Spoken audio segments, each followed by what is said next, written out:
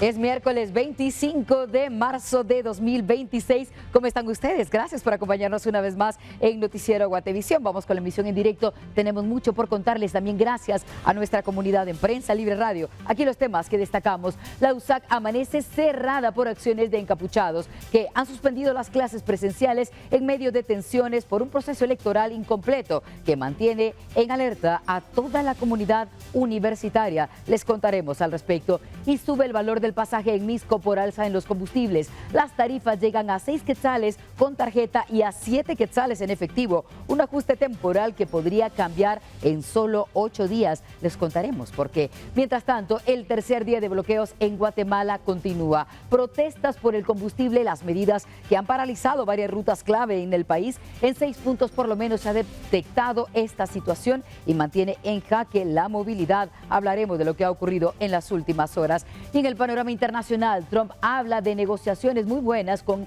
Irán, pero Teherán ridiculiza esas declaraciones. En el estrecho de Hormuz también se mantiene la tensión y es que ese es el centro neurálgico de toda esta situación. Tenemos estas y otras noticias a partir de ahora. Gracias por estar allí. En nombre de todo el equipo, les saluda Elsa Mariana García.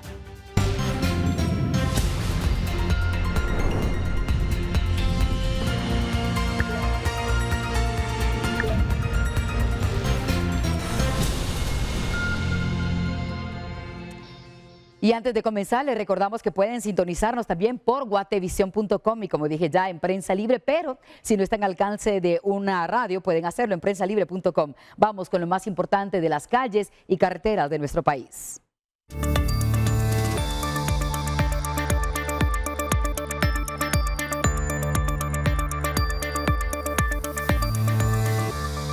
En esta emisión les adelantamos, tenemos imágenes impactantes. Un video revela las imágenes precisamente del tiroteo en el que murió Suheidi Merari Jiménez Cian, de 27 años, en el carril auxiliar del anillo periférico, tal y como se lo reportábamos ayer. Todo ocurrió a la altura de la 20 calle de la zona 7 de la ciudad de Guatemala.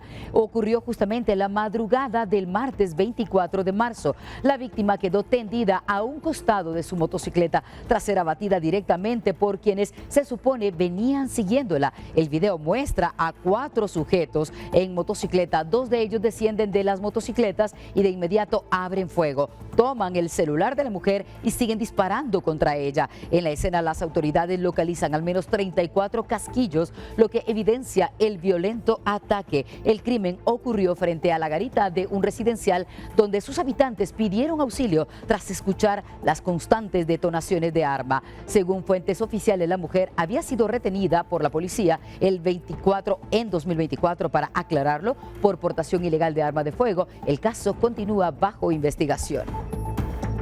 Y una familia fue abatida en una balacera en su propia casa. Todo ocurrió en la zona 7 de la ciudad de Guatemala. El ataque armado tuvo lugar en una vivienda en la colonia Quinta Samayoa que dejó 3 personas fallecidas, entre ellas una pareja de esposos. Su hijo, de unos 12 años, sobrevivió al tiroteo, pero evidentemente afectado. Los servicios de emergencia localizaron 2 cuerpos en una habitación y un tercer cadáver en el segundo nivel de ese mismo inmueble. Se presume que las víctimas se encontraban cenando cuando fueron atacadas por un hombre que sería la tercera persona. También era además de la tercera edad y luego el mismo sujeto se suicidó. La pareja ya ha sido identificada como Kendi Beret Hernández Torres, de 40 años, y Everson Leonel Orellana, de 34. El tercer cuerpo sería el de Abel Marlon Rafael Hernández Aquino, de 68 años. Él fue hallado precisamente en el segundo piso de la casa y sería el presunto pistolero. En la escena ubicaron un revólver.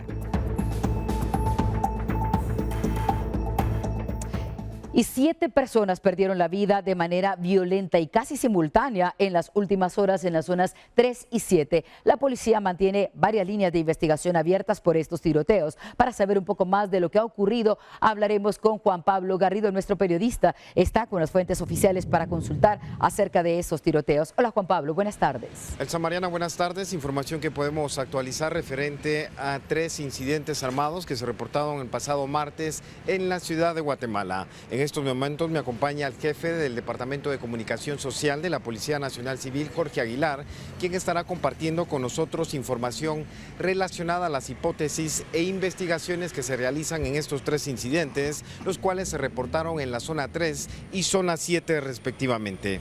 Jorge, gracias por la entrevista. ¿Cuál es la investigación que reporta ya Policía Nacional Civil relacionada a estos 3 hechos armados? Bueno, en relación a estos hechos armados ya hay un trabajo de investigación a través del Departamento de Delitos contra la Vida de la Subdirección General de Investigación Criminal, que trabaja en conjunto con la Fiscalía de Delitos contra la Vida del Ministerio Público. Tomamos en cuenta el primer caso, un hecho ocurrido en horas de la mañana el día de ayer en el sector del área de la 19 calle, donde hay 3 personas resultan fallecidas a consecuencia de disparos o de heridas de proyectil de arma de fuego. Se toma en cuenta que hay una discusión previa en un tema vial y luego, como resultado de un acuerdo en el tema de esta discusión vial, hay una persona que desenfunda su arma de fuego y dispara en contra de estas otras 3 personas que lamentablemente fallecieron, y hay un trabajo de investigación para dar con el presunto responsable. Un segundo caso es en el área del sector de la zona 7 capitalina, donde hay una discusión a lo interno de un domicilio en una colonia de esa localidad. Una persona de 60 años dispara en contra de otros 2 de sus familiares, una mujer de 40 años y un hombre de 36, quienes fallecieron a consecuencia también de las heridas de proyectil de arma de fuego, y luego este hombre toma la triste decisión de quitarse la vida. Es una de las líneas de investigación en relación al hecho ocurrido en el área de la zona 7, específicamente colonia Quinta Samayoa, y otro hecho que ocurre en contra de la vida de una mujer en el área de cercanías del anillo periférico, donde le han provocado la muerte de 2 individuos que se conducían a bordo de una motocicleta. Tomamos en cuenta que el acto en contra de la vida del área de la zona 1 y de la zona 7 son temas relacionados a unas discusiones de una falta de tolerancia en algún momento, tanto a lo interno de una familia o, en este caso, en un tema de una discusión vial. Lamentamos también este tipo de situaciones que son totalmente ilegales, que son en contra de la vida de buenos guatemaltecos, y se busca a los presuntos responsables de haber hecho este tipo de situaciones y atentar en contra de la vida de estas personas. Gracias, Jorge Aguilar, por la información oficial que comparte Policía Nacional Civil relacionado a las investigaciones que se realizan para poder determinar quiénes han sido los responsables de realizar estos incidentes armados que han cobrado la vida de 4 personas. En el caso concreto del ataque armado que sufre la mujer en el anillo periférico, también se realiza el trabajo de investigación correspondiente para capturar a las 2 personas que pudieron haberse visto involucradas. En cámara, María René Barrientos, yo retorno a los estudios centrales. Buenas tardes. Buenas tardes para ti, Juan Pablo. Gracias por la actualización. En otros asuntos, una persona de la tercera edad sufrió un atropello precisamente cuando iba en la carretera. Falleció atropellada por un motorista en la 26 Avenida del Paraíso 2 en la zona 18 de la ciudad de Guatemala. Hasta ahora se sabe que el anciano intentaba atravesar la carretera cuando fue impactado por el conductor de un vehículo de 2 ruedas. La mañana del pasado lunes habría tenido lugar ese accidente que, como ven, quedó en imágenes. Los paramédicos lo mantuvieron con vida hasta llegar al hospital, en donde tristemente más tarde se reportó su muerte. Un automovilista y un motorista se vieron envueltos en un conflicto que terminó en disparos, todo en la zona 11 de la ciudad del país. Todo inició cuando el conductor de la moto aparentemente se le atravesó de forma imprudente al conductor del auto, y esto originó una discusión. Carlos, como ha sido identificado el automovilista, discutió con el motorista que golpeó su vehículo, pero antes de que Carlos empezara a gritar, la reacción del otro fue severa. Así, Carlos estaba armado y abrió fuego de inmediato. De inmediato también él fue arrestado. Tiene 44 años y ahora tiene que responder ante las autoridades. Mientras tanto, el motorista, cuya identidad aún se desconoce, fue llevado a un hospital donde se recupera. Un vehículo tipo pick-up perdió el control en una transitada carretera y volcó, pero llevaba a bordo a 7 personas. La emergencia se produjo en el kilómetro 127 de la ruta que conecta Tecpanchi, Maltenango con Santo Tomás, Chiché en Quiché. Los tripulantes salieron expulsados del auto durante el percance, pero sobrevivieron, aunque con fuertes golpes y raspones. Paramédicos de los bomberos municipales departamentales auxiliaron a los heridos, que por fortuna no necesitaron ser llevados a un hospital. Las autoridades revelan que esta ruta suele ser de alto riesgo de accidentes para quienes se despistan al volante. Y un joven motorista resultó gravemente herido tras un accidente de tránsito en Retalhuleu. Se trata de Urias Miqueas Hernández Sunún, de 18 años, quien chocó mientras conducía una motocicleta en La Felicidad Cholwitz, en Nuevo San Carlos. El joven sufrió fuertes golpes por el impacto. Equipos de emergencia le ayudaron en el lugar, pero luego lo tuvieron que llevar a la emergencia del Hospital Nacional de Retalhuleu. Se desconoce hasta ahora su condición médica.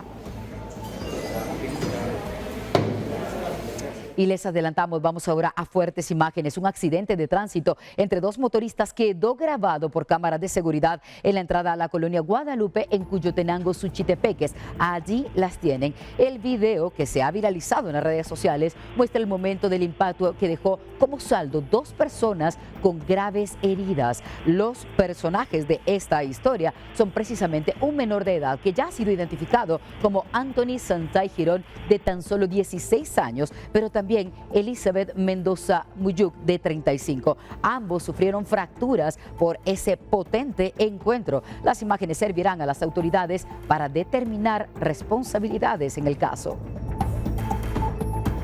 Conductores de automóviles livianos han emitido una denuncia a las autoridades por lo que ocurre constantemente en la ruta CEA Sur por el incumplimiento del horario de restricciones para la circulación del transporte pesado. Según explican, vehículos pesados continúan transitando en horarios no autorizados, lo que ha generado tremendos problemas para los automovilistas del transporte liviano que están utilizando la vía en el horario que les corresponde. De acuerdo con la normativa, hay que recordar, estas restricciones buscan ordenar el flujo vehicular y reducir riesgos en estas carreteras con alto tránsito. El incumplimiento se ha registrado de manera constante en el área, por lo que la denuncia esperan sirva para frenar estas acciones.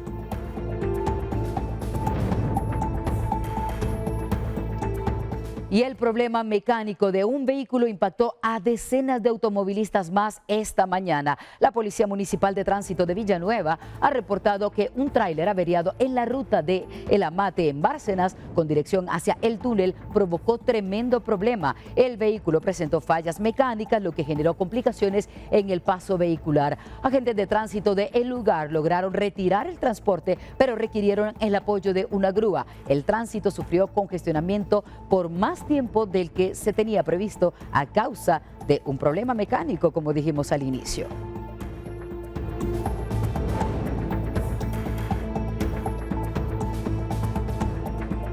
¿Y cómo evitar esos problemas en el tránsito? EMETRA ha anunciado implementación de un curso online de educación vial como parte de las acciones para fortalecer la cultura de respeto en las normas de tránsito en la ciudad. Pero ¿de qué se trata esto y cómo puede participar cualquier ciudadano? María Paula Carranza investiga y nos explica. Hola María Paula, buenas tardes. Muy buenas tardes, Elsa Mariana. EMETRA anunció que va a implementar un curso virtual de educación vial que permitirá a conductores obtener hasta el 60% de descuento en multas como parte de una estrategia para reducir accidentes en la ciudad. El gerente general Héctor Flores explicó que el curso estará vigente del 26 de marzo al 30 de abril. El proyecto está diseñado, tenemos pues una muy buena cantidad de infractores de distinto tipo. Nosotros esperamos que no se hagan uso de este curso virtual de educación vial, que de ganarlo con 70 puntos les daría acceso a un 60% de descuento en las multas.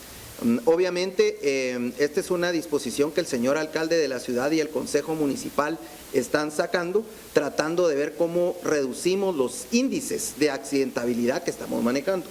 Estamos en las vísperas de un descanso, el de la Semana Santa, y durante esa época hay bastante movilidad, por lo que nosotros, pues, que la gente haga un recordatorio y que esto más o menos pueda impactar alrededor de unas 25,000, 30,000 personas. Esperamos que pueda impactar positivamente.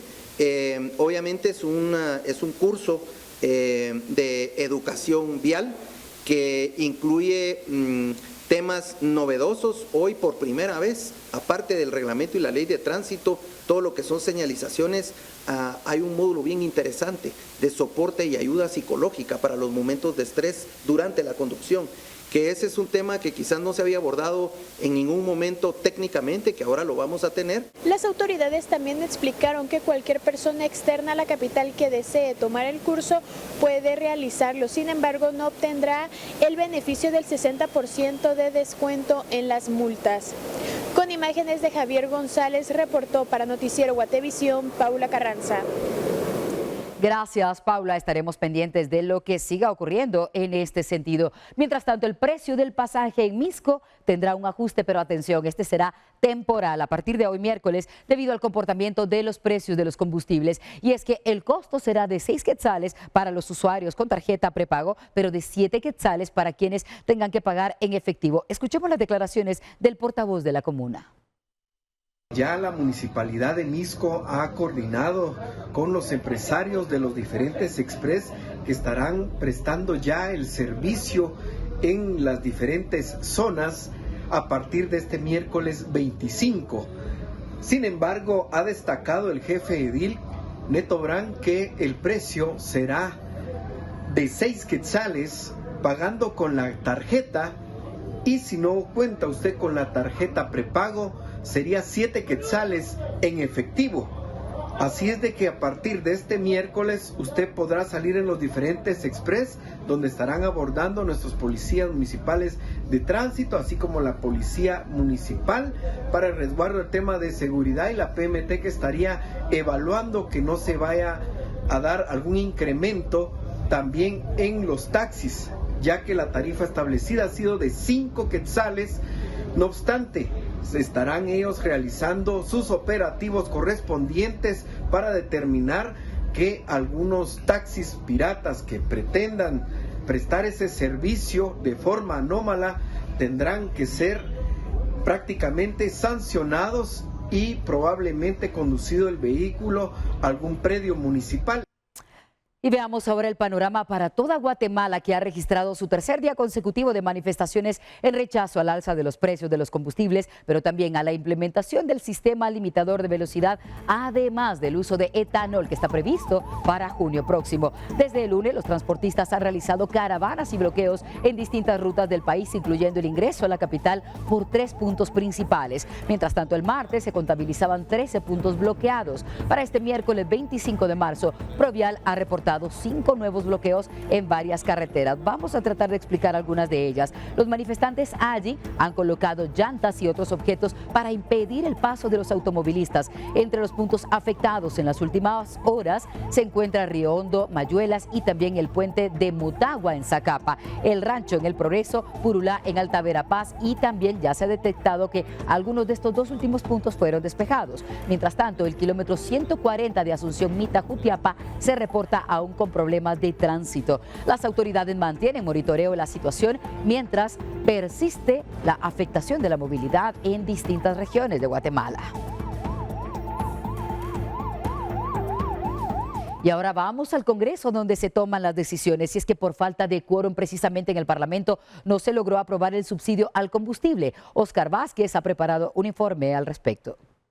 No es posible que los diputados estén pensando en irse de vacaciones cuando hay un problema estructural que aumentó el precio de las gasolinas. El Congreso de la República no logró aprobar el subsidio de los combustibles en la sesión convocada para discutir medidas ante el aumento de los precios, lo que evidencia la falta de acuerdos entre las distintas bancadas. Durante la jornada, los diputados conocieron las propuestas para mitigar el impacto del alza, entre ellas la implementación de un subsidio directo o la creación de un fondo de compensación. Sin embargo, las diferencias sobre el alcance, el financiamiento y la viabilidad fiscal de estas iniciativas impidieron avanzar en la agenda. La discusión se da en un contexto de presión económica por el incremento sostenido en los precios de los combustibles, ya que impacta el costo del transporte y de productos de la canasta básica. Hoy se presentó una iniciativa multipartidaria respaldada por diferentes bloques que busca principalmente un subsidio para diésel y gasolina. Este tipo de medidas nosotros consideramos que son, bueno, primero temporales y en este momento necesarias para poder apoyar a las familias guatemaltecas. En el Pleno, algunos bloques plantearon que las medidas deben analizarse con mayor profundidad, esto para evitar efectos en las finanzas públicas, mientras otros insistieron en la necesidad de una respuesta inmediata. Varios bloques manifestaron pues, su interés en apoyar el subsidio, tenían algunas dudas y diferencias en torno a la forma en cómo se podía financiar esta medida. El estancamiento ocurre a pocos días de un posible receso legislativo, lo que podría postergar nuevamente la aprobación de medidas hasta las próximas semanas si no se alcanza un acuerdo en las siguientes sesiones.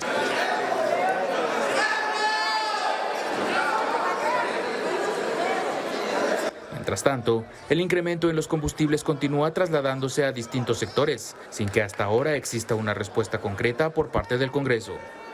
El presidente del Congreso levanta sesión y se rompe quórum debido a la falta de consensos que, según se ha mencionado, para aprobar un subsidio que aliviane el precio en los combustibles. Con imágenes de Moisés Check para Noticiero Guatevisión reportó Oscar Vázquez.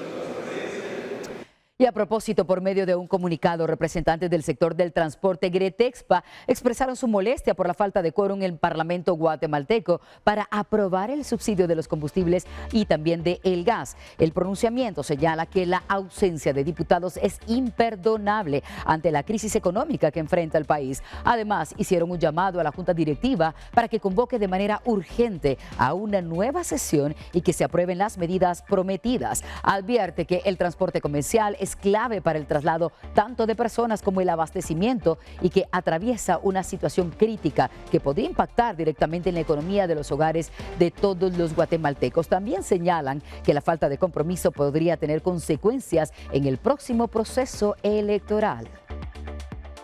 Gracias por continuar con nosotros y como les anunciábamos, la Universidad de San Carlos de Guatemala amaneció cerrada este miércoles luego de que estudiantes encapuchados bloquearan los accesos al campus central en la avenida Petapa y 31 calle. Así también ocurrió en la 11 avenida de la zona 12 sobre el anillo periférico. Debido a esta situación, las autoridades universitarias informaron por medio de un comunicado la suspensión temporal de las actividades presenciales durante este día. Sin embargo, indicaron que las medidas laborales, académicas y administrativas continúan, es decir, el trabajo allí se mantiene con normalidad y bajo la modalidad de teletrabajo, garantizando así la continuidad de los servicios institucionales. Esto en medio de la convocatoria que se tiene para este miércoles para el nombramiento del cuerpo electoral o los cuerpos electorales en todo caso, ya que son varios en donde solamente hay convocados 7 de 29 que deberían ser nombrados. La USAC reconoció el valor histórico de la huelga de Dolores,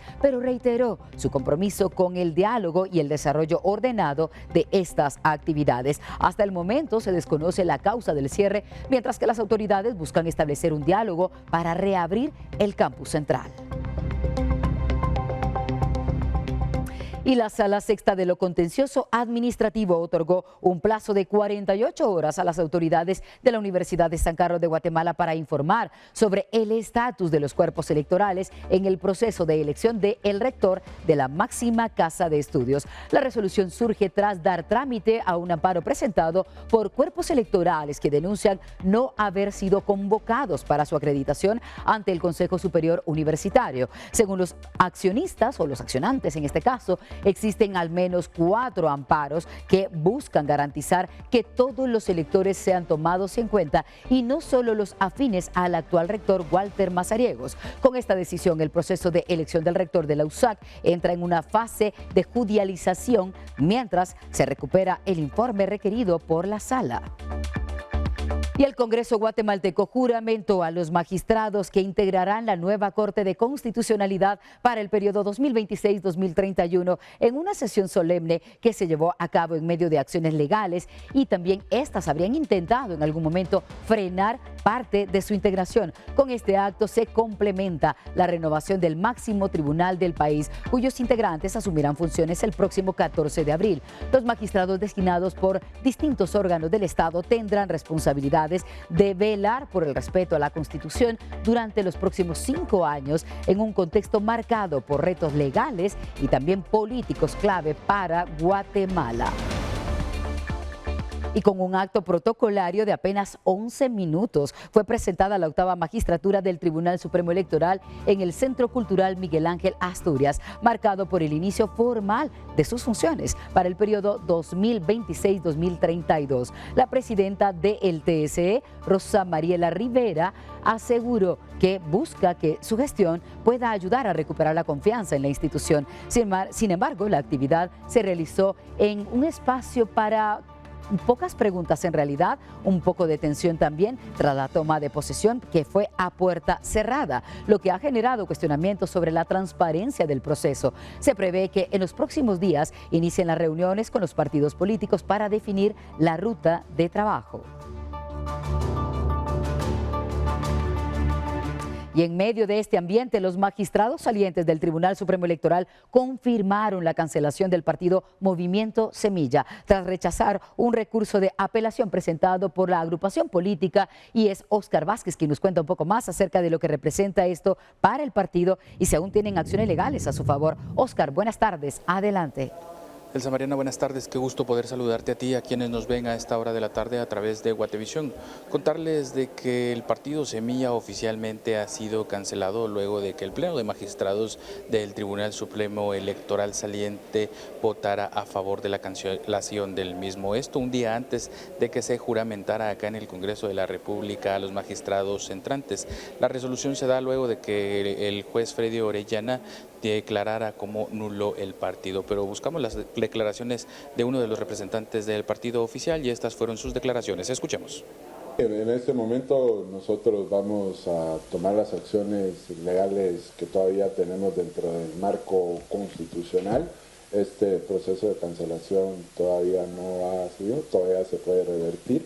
Nosotros sabemos que la acción que están presentando en contra del partido Semilla siempre ha sido una ilegalidad y una inconsistencia, porque hay formas para cancelar a los partidos políticos, que es a través de la Constitución, que están contemplados en la ley electoral de partidos políticos, y el caso nuestro queda completamente fuera de ese marco. Entonces, por ende, las acciones que han sido impulsadas son completamente espurias, ilegales e ilegítimas, y nosotros pues vamos a hacer uso de los recursos que tenemos a nuestra disposición. Importante resaltar que los magistrados han hecho mención de que tuvieron que acatar la orden del juez Freddy Orellana. Sin embargo, tal y como ustedes han escuchado en las declaraciones, los representantes del partido Semilla buscarán acciones legales para revertir esta decisión.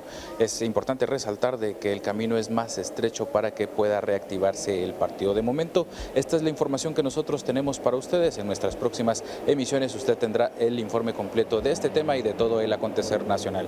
Con imágenes de Esvin García, para Noticiero Guatevisión reportó Óscar Vázquez. Gracias, Óscar. Así será. A las 9 de la noche en la emisión estelar tendrán todo el reporte. Mientras tanto, la Embajada de Guatemala ante la Santa Sede ha organizado una celebración eucarística para que se pueda celebrar. Y es que en Roma, por el 90 aniversario del establecimiento de relaciones diplomáticas entre ambos estados, es importante. La ceremonia se realizó en la Iglesia Nacional Española de Santiago y Montserrat y fue presidida por Monseñor Paul Richard Gallagher, secretario para las relaciones con los estados del Vaticano. El acto precisamente fue para varias personas, entre ellas asistieron autoridades vaticanas, el cuerpo diplomático y también representantes de la comunidad guatemalteca en Roma. Durante la actividad se hizo referencia a la trayectoria de las relaciones bilaterales y la conmemoración religiosa que vincula en esta temporada a Guatemala y la Santa Sede.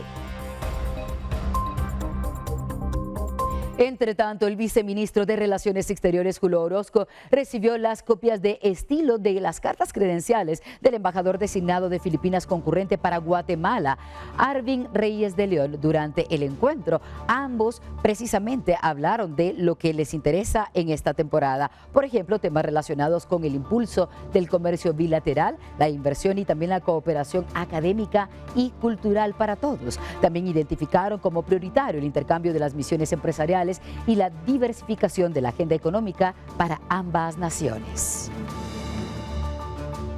Gracias por continuar con nosotros. Estamos a muy pocos días de iniciar ya el descanso de la Semana Santa, una época en la que miles de guatemaltecos visitan los centros turísticos y las playas del país, y sabemos que pronto también se va a activar ese operativo interinstitucional que busque resguardar y asistir a los veraneantes, y por eso precisamente nos acompaña una portavoz. Ella es Brenda Santizo del Departamento de Tránsito de la PNC. Hola Brenda, qué gusto verte de nuevo. Siento que te acabo de ver. Sí, nos acabamos de ver. Estuve en Prensa Libre. Muchísimas gracias por el espacio, siempre dando a conocer importantes datos e información acerca de las acciones del Departamento de Tránsito, máxime que se incrementan los hechos en esta temporada del año. Claro, Brenda, y nos encantaría que nos hables del rol específicamente que tendrá el Departamento de Tránsito en esta Semana Santa, Sinaprece 2026. Cuéntanos un poco de qué es lo que esto conlleva. Bueno, en relación con Sinaprece 2026, el Departamento de Tránsito estará dando acompañamiento a los diferentes campamentos y bahías, también dando asistencia a los turistas y también siempre con este apoyo en relación a la seguridad vial. Eso específicamente con el tema de Sinaprece, que año con año pues prestamos el servicio, todo el trabajo de tránsito y aparte lo que hace de la Policía Nacional Civil. Claro, eso es sumamente importante. Y para tener un contexto, ¿qué día específicamente inician estos operativos interinstitucionales y básicamente qué significa para el ciudadano? Bueno, estos operativos son a nivel interinstitucional. Tenemos al apoyo de la Dirección General de Transporte, Provial, la Procuraduría de los Derechos Humanos. También se tiene apoyo con las diferentes policías municipales de tránsito de las diferentes jurisdicciones. Esto inició el 20 del presente mes y estará finalizando el 6 de abril. Estos operativos son con el objetivo de contener y reducir la siniestralidad. Es importante también identificar a las personas, a los conductores y dar cumplimiento a la ley de tránsito y su reglamento. Claro, pero no todo será vacaciones, también hay muchos cortejos procesionales. ¿Qué ocurrirá allí? Entiendo que van a trabajar junto a la PMT de distintas municipalidades. Así es, en el caso de los cortejos procesionales sabemos que se incrementa la concentración de personas y vehículos en ciertos sectores. El Departamento de Tránsito de la Policía Nacional Civil va a estar dando ese acompañamiento, operativos de control, agilización y regulación en ciertos sectores. Esto con el apoyo específicamente en el área metropolitana de la PMT Munihuate en Guatemala, y hay ciertos sectores que ya se encargan las diferentes policías municipales de tránsito, pero es operativos de control y regulación en ciertos sectores. ¿Y qué riesgos deberían evitar tanto los veraneantes como quienes participen en estos cortejos procesionales de acuerdo a tu experiencia? Bueno, en el caso, estamos hablando que es una temporada del año donde se incrementan considerablemente los hechos de tránsito. Podemos mencionar un 3% solo la semana mayor. 3% más. Estamos hablando solo en esa semana. Pero aquí es importante mencionar los factores de riesgo, como no conducirse bajo los efectos del alcohol, revisar el estado del vehículo, tomarse el tiempo antes de salir de viaje para revisarlo no de una manera superflua, sino a más profundidad, de manera mecánica, evitar la sobrecarga en el caso de los motoristas, utilizar equipo y casco de protección personal y también en relación con los vehículos hacer una revisión 360, respetar las señales de tránsito y lo que mencionamos en esta temporada, no conducirse bajo los efectos del alcohol. Importante todo eso para poder transcurrir una semana de lo más agradable para todos. Ahora, háblanos un poco de las estadísticas. ¿Cuáles son los hechos que más se registran en esta temporada y a los cuales deberíamos prestar atención durante la semana? Bueno, nosotros podemos identificar de 2025 a 2026 un incremento de un 18% en hechos de tránsito, en fallecidos un incremento de un 6% y lesionados un 13%, colisiones. Recordemos que acá muchas personas salen al interior del país donde se pueden dar colisiones considerables, revisar siempre, y lo repetimos, el estado del vehículo, planificar bien el viaje, que lo más importante es regresar a casa sin novedad y tener mucha prudencia y mucha precaución, y también obviamente planificar toda esta movilización que vamos a tener para no tener contratiempos, porque vamos a encontrar vías muy congestionadas, por eso hay que planificar bien cuál va a ser nuestra ruta. Brenda, esas recomendaciones nos ayudan mucho, pero para finalizar nos gustaría que nos des un número de teléfono para poder contactarlos a ustedes, y lo preguntamos el otro día en Prensa Libre Radio, pero vale la pena para nuestros televidentes en Noticiero Guatevisión saber específicamente si llamamos a este número, ustedes con quiénes nos van a conectar y qué encontraremos en esos puestos en donde van a estar todos estos equipos. Bueno, nosotros tenemos un centro de monitoreo, se pueden comunicar también al número anticorrupción para hacer cualquier denuncia, digamos que están en transporte colectivo y está sobrecargado, o tienen ustedes la intuición que el conductor va conduciendo bajo los efectos del alcohol, lo pueden hacer. La denuncia es gratuita y es anónima. Es el 1531, número anticorrupción PNC. Nosotros también como Departamento de Tránsito hacemos las coordinaciones con las diferentes PMTs para poder apoyar también asistencias mecánicas de todo lo que se pueda dar en estas carreteras que sabemos que van a estar muy transitadas, pero que es importante también que las personas tengamos esa precaución porque el 90% de los hechos de tránsito se pueden prevenir. Y en esos puestos que hablábamos, ¿qué encontrará una persona que se detenga con ustedes? ¿Tienen ayuda médica? ¿Qué tipo de servicios pueden dar allí? Dependiendo, porque con las bahías de Sinaprece, pues ellos están trabajando un poco más el tema de asistencia y regulación. Nosotros con Tránsito van a encontrar ya sea operativos de educación vial, donde es tema de prevención, y operativos donde las personas tienen que tener obviamente documentación vigente y en orden para evitar cualquier tipo de sanción. En estos operativos el objetivo es hacer que se cumpla la ley de tránsito y su reglamento, se verifican placas, que las llantas no sean lisas o con roturas, que la persona no está conduciendo bajo los efectos del alcohol, también con operativos de transporte pesado y transporte de carga. Muchas veces aquí se identifican a las personas, que coincida la licencia con el tipo de vehículo, que no esté sobrecargado, ¿verdad? Pero es muy importante el tema de la prevención en una de las temporadas donde más se incrementan los hechos de tránsito y donde sabemos que el sistema de salud está saturado en atención a víctimas de hechos de tránsito. Por supuesto. Para terminar y muy brevemente, dinos esos factores de riesgo a los que debemos prestar atención para esta temporada y con eso concluimos. En esta temporada no sobrecargar los vehículos. Vemos muchas veces a familias completas en motocicletas, en la parte de atrás de los pick-ups que está sobrecargada, no solo con personas y con objetos que no son del peso y la proporción del vehículo. En el caso de la motocicleta, que viajan sin elementos de protección, mucho menos el casco, que es tan importante, el vehículo no revisarlo, asumir que funciona al 100% y no revisarlo de manera mecánica al 100%, y el tema de la responsabilidad, porque son decisiones las que nos llevan a ser parte de estas fatales y lamentables estadísticas en esta temporada del año. Claro, y lo que queremos es que todo el mundo regrese contento, satisfecho de toda esta situación. Brenda Santizo, portavoz de la Policía de Tránsito de la Policía Nacional Civil. Gracias por estar con nosotros. Te invito a que te quedes acá porque vamos a condiciones del clima. Atención a esto, temperaturas altas durante el día y frío por la noche y madrugada se pronostican para este miércoles. Además, se podrían presentar algunas lluvias y ahora les vamos a explicar exactamente en qué regiones. La influencia de alta presión sobre el país y el ingreso de humedad desde ambos litorales, por lo que se prevé ambiente cálido durante el día y posibilidad de lluvias sobre Boca Costa y la franja transversal del norte, así como el departamento de Izabal. Durante el día podrían presentarse lluvias moderadas a fuertes sobre el departamento de Izabal. También se podrían presentar lluvias sobre franja transversal del norte y el sur del departamento de Petén. Debido al calentamiento diurno y el ingreso de humedades del Océano Pacífico, no se descartan lluvias en horas de la tarde sobre Boca Costa y el sur de Occidente. Gracias por continuar con nosotros y vamos ahora a información importante relacionada con extorsionistas, y es que investigadores contra pandillas de Dipanda capturaron a un hombre que es señalado precisamente por ser un extorsionista en San Miguel Petapa. Un operativo que se realizó justamente en la Quinta Avenida de la Colonia El Cerrito, en un sector conocido como Santa Inés, fue precisamente el lugar en donde detuvieron a Adrián Díaz González, de 39 años. El sospechoso tenía 2 órdenes de captura en su contra, emitida una de ellas el 19 de febrero de 2026 por un juzgado de Retaluleu, la otra más reciente girada el 24 de marzo de este año por un juzgado del departamento de Guatemala. De acuerdo con los registros policiales, el detenido ya tenía antecedentes previos. Ahora será puesto a disposición de las autoridades.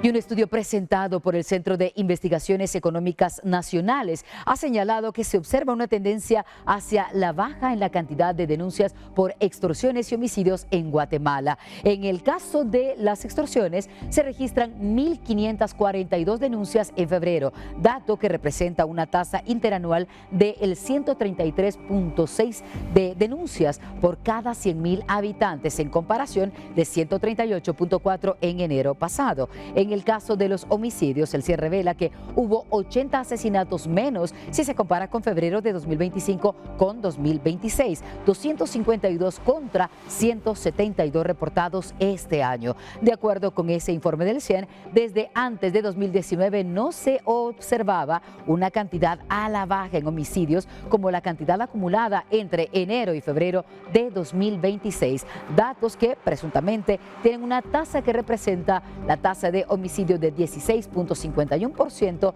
por cada 100.000 habitantes.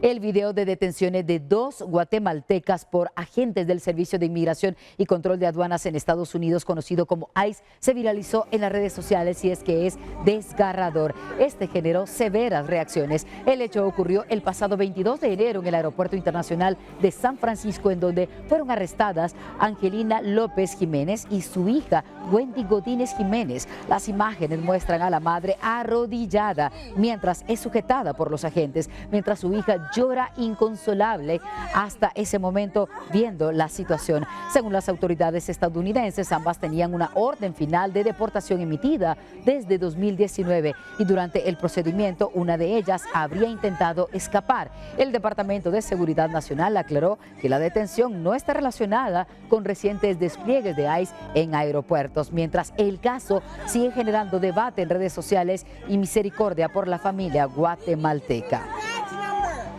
Y durante un recorrido de seguridad, agentes capturaron a Francisco, de 25 años, todo aquí mismo en Guatemala, en el kilómetro 59 de la ruta al Pacífico, en la colonia Rosalinda, Escuintla. Allí le incautaron una pistola calibre 9 milímetros con 17 municiones sin documentos para portarla. Según las investigaciones, Francisco es integrante de un grupo que era prestamista llamado Gota a Gota y se dedicaba a realizar cobros diarios y hasta mensuales a varias de sus víctimas.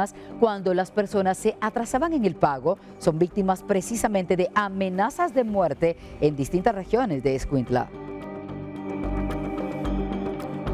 Y la Fiscalía contra el delito de extorsiones, en coordinación con distintas autoridades, ha realizado este día al menos 10 diligencias de allanamiento. Lo ha hecho en distintos puntos del país. Los operativos se desarrollan en inmuebles ubicados en regiones como Villanueva, Fraijanes, Quetzaltenango, San Marcos, Mazatenango, Retaluleu, entre otras. Y de forma paralela se ejecutan requisas en el Centro de Rehabilitación para Hombres y Mujeres en Puerto Barrios y Zabal. Según las autoridades, estas acciones forman parte de la estrategia que se está implementando durante la semana para combatir extorsiones. Uno de los principales problemas de la seguridad afecta a los guatemaltecos y por eso precisamente está en la mira de las autoridades.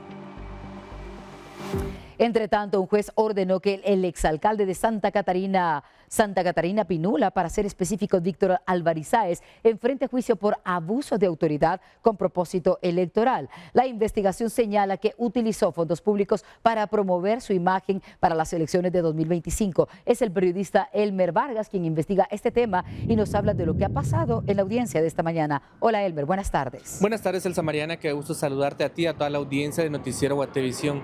Y es que esta mañana el juez suplente del Juzgado Quinto Penal, Arnulfo Carrera, ha resuelto que el exalcalde de Santa Catarina Pinula, Víctor Alvarizáez, enfrente juicio por el delito de abuso de autoridad con propósito electoral. De acuerdo con la investigación del Ministerio Público, el caso se deriva desde el año 2015, cuando en un evento realizado por el Día de la Madre, el 10 de mayo de ese año, habría utilizado fondos públicos de la municipalidad para promover su imagen y esto posteriormente utilizar y promover su imagen para la campaña electoral de ese año. Hablamos del 2015. De acuerdo con la investigación, como les comentaba, habría utilizado fondos públicos en este evento en el cual se rifó un vehículo, así también como varias motocicletas. Además, se entregaron varios premios a los participantes en este evento. Es importante señalar que el juez ha programado para el próximo 14 de mayo la audiencia de ofrecimiento de pruebas, en donde posteriormente se conocerá qué tribunal estará a cargo del debate, así también la fecha de inicio del mismo. Es importante señalar que este es un tercer caso en contra del exfuncionario,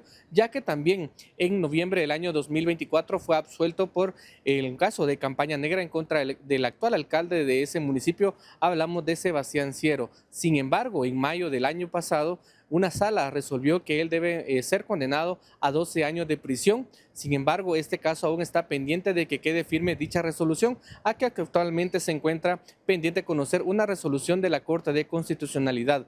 Además, para este 17 de abril se tiene programada una audiencia en el Juzgado Décimo Penal, en donde una sala ha ordenado que enfrente juicio, así también como el exalcalde de ese mismo municipio, Antonio Coro, esto por el caso conocido como Cambrai, luego de haber no ha hecho caso a las recomendaciones de Conred en ese lugar que no era habitable, y de esta cuenta posteriormente, el 1 de octubre del año 2015, se suscitó este hecho donde murieron más de 200 personas. Este es el reporte que tenemos para usted desde Torre de Tribunales. Yo regreso contigo a los estudios con imágenes de mi compañero Byron Baiza, reportó Elmer Vargas.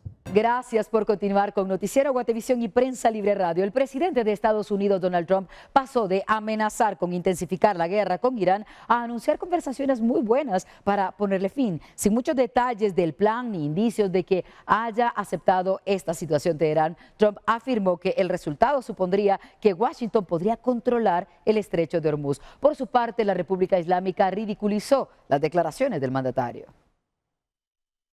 Con su guerra contra Irán en un punto muerto, el presidente de Estados Unidos se mostró optimista el martes respecto a las conversaciones con Teherán. Pero estamos tratando con un grupo de personas que, en mi opinión, cumplen lo prometido, y el regalo que nos han hecho ha sido muy significativo. Dijeron que lo harían y así ha sido. Trump llegó incluso a hacer una afirmación audaz sobre lo que Teherán había acordado. El hecho de que estén hablando con nosotros y llevan hablando desde, y recuerden, todo empieza con que no pueden tener un arma nuclear. Como dije ayer, me preguntaron cuáles son las 10 prioridades. Les respondí, bueno, la número 1, 2 y 3 es que no pueden tener un arma nuclear y no van a tener armas nucleares, y estamos hablando de eso. Y no quiero adelantarme, pero han aceptado que nunca tendrán armas nucleares. Han aceptado eso. El presidente también afirmó que el resultado del plan supondría que Estados Unidos controlaría el estrecho de Hormuz, pero se han dado a conocer pocos detalles más del plan. Ni hay indicios de que Irán lo haya aceptado, aunque según se informa fue entregado al poder iraní por intermediarios pakistaníes. La República Islámica, por su parte, ridiculizó las afirmaciones de Trump. El poder estratégico del que solía hablar se ha convertido en un fracaso estratégico. Cualquiera que se considerara una superpotencia mundial ya habría salido de este lío si hubiera podido. No disfrace su derrota de acuerdo. Su era de promesas vacías ha llegado a su fin.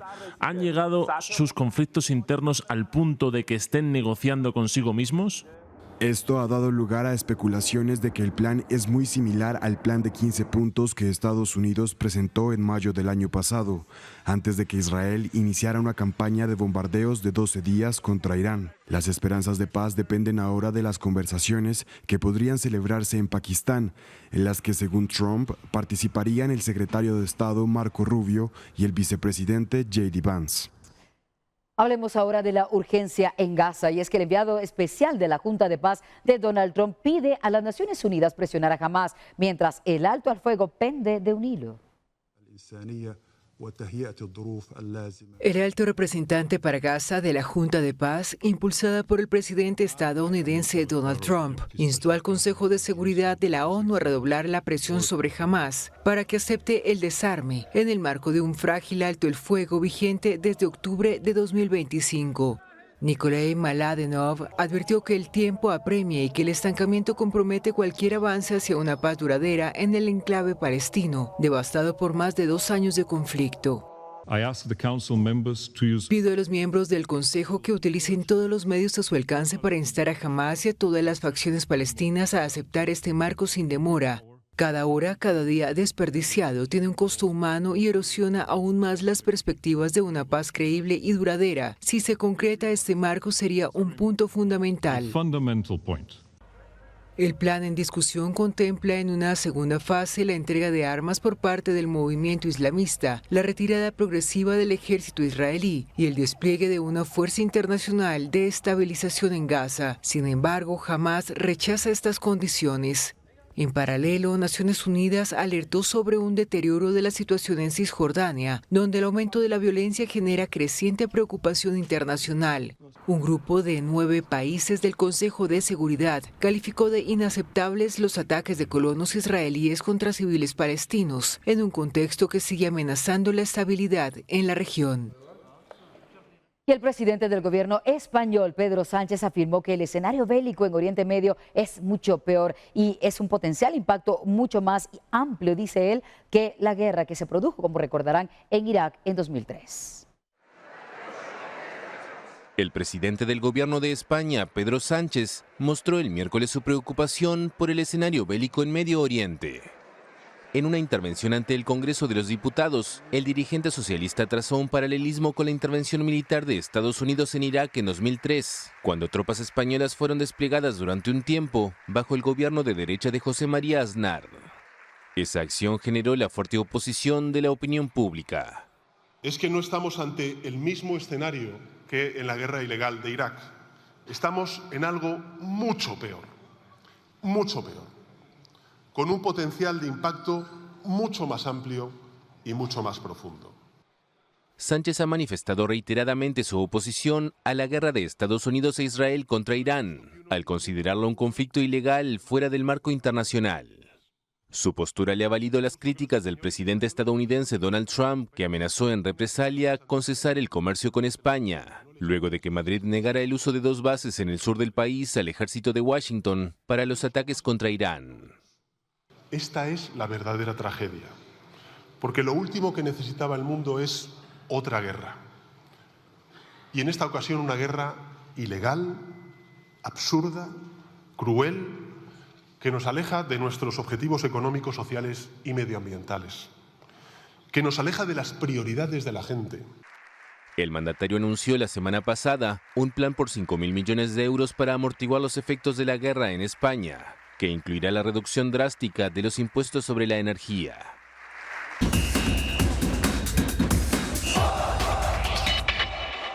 Y hablamos ahora acerca de lo que está ocurriendo en la FIFA. Hay una demanda precisamente en contra de los precios de las entradas del Mundial 2026 por los aficionados europeos que califican como exorbitantes. Acuden a la Comisión Europea y denuncian abusos y posible monopolio en esta etapa. La final, escuchen esto, supera los $4.185. La Organización de Aficionados Europeos demandó a la FIFA ante la Comisión Europea por los precios de las entradas del Mundial de Norteamérica que consideran exorbitantes. La denuncia presentada junto a Euroconsumers, una organización que defiende los intereses de los consumidores, apunta a un abuso de una posición de monopolio del ente rector del fútbol mundial. Los demandantes aseguran que los billetes más baratos para la final se sitúan en $4.185 y que este costo es 7 veces mayor al del mismo partido del Mundial de Qatar 2022. En este primer Mundial ampliado a 48 equipos se disputarán 104 encuentros y los precios se han disparado para los partidos de mayor demanda. La mayoría de las entradas cuestan al menos $200 para los partidos que involucran a las principales selecciones. Algunas entradas para la final que se ofrecen en la plataforma oficial de reventa de la FIFA se están vendiendo a precios astronómicos y un asiento de categoría 3 se anunciaba a $143.750, más de 41 veces su valor nominal original. El presidente de la FIFA, Gianni Infantino, defiende que los precios de las entradas son simplemente consecuencia de la enorme demanda. La parte denunciante pide a la Comisión Europea ordenar a la FIFA a renunciar a la fijación dinámica de precios, congelar los valores a los niveles anunciados en diciembre para la próxima fase de venta en abril y publicar al menos 48 horas antes el número de billetes restantes en cada categoría. Hasta aquí las noticias. Gracias por acompañarnos. Mañana a la 1 del día nos ponemos al tanto de lo que pasa en Guatemala y el mundo en vivo. Hasta entonces.